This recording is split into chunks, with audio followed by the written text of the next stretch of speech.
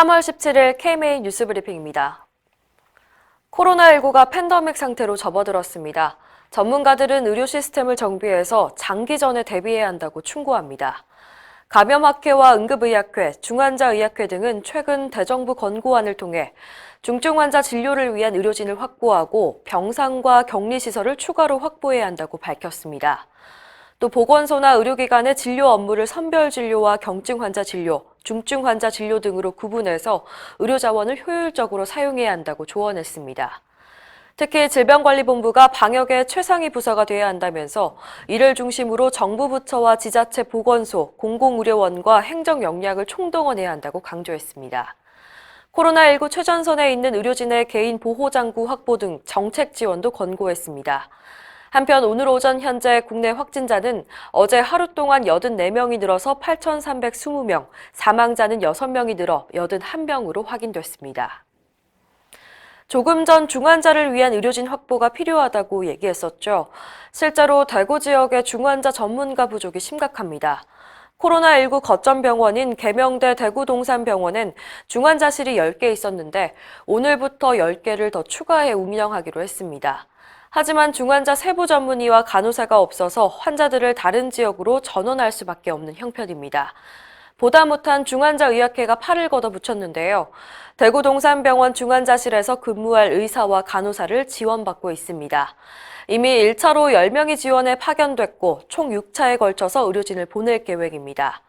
홍성진 중환자의학회장은 의료진의 안전에 최대한 노력하겠다며 의사와 간호사의 적극적인 자원을 호소했습니다.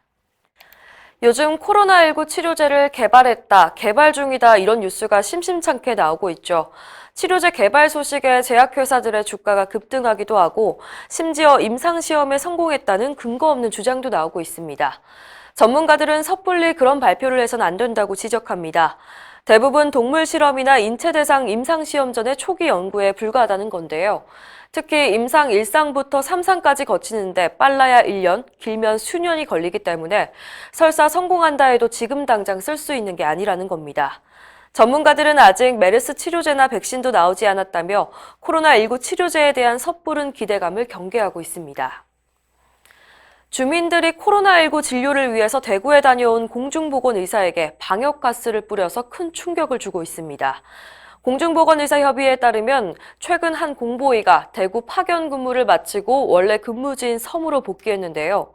일부 주민들이 대구 의사가 왜 여기 왔냐, 섬 사람 다 죽일 거냐며 거세게 항의했습니다. 갑자기 숙소에 찾아와서 방역가스까지 살포했습니다. 김영갑 공보의협의회장은 소통의 부족과 사려 깊지 못한 행정 때문에 발생한 사건이라며 섬에 근무하는 공보의들의 인권 침해가 심각하다고 지적했습니다. 지하철이나 버스 같은 대중교통은 코로나19로부터 안전할까요? 방역당국은 대중교통에서 확진자를 만나더라도 전염될 가능성은 낮다고 말하지만 전문가들은 조심해야 한다고 말합니다. 최재욱 고려대 예방의학과 교수는 고속버스처럼 1시간 이상 이용할 경우 위험성이 조금 높아진다며 사람들 손이 많이 가는 곳을 잘 소독하는 게 좋다고 말했습니다. 박종혁 의협대변인도 환기시설이 있더라도 밀집도를 고려하면 위험성이 없다고 할 수는 없다며 건강한 성인도 전파자가 될 수 있다는 생각을 갖고 항상 주의해야 한다고 당부했습니다. 이상으로 뉴스 브리핑을 마칩니다. 자세한 사항은 의협신문을 참고하시길 바랍니다.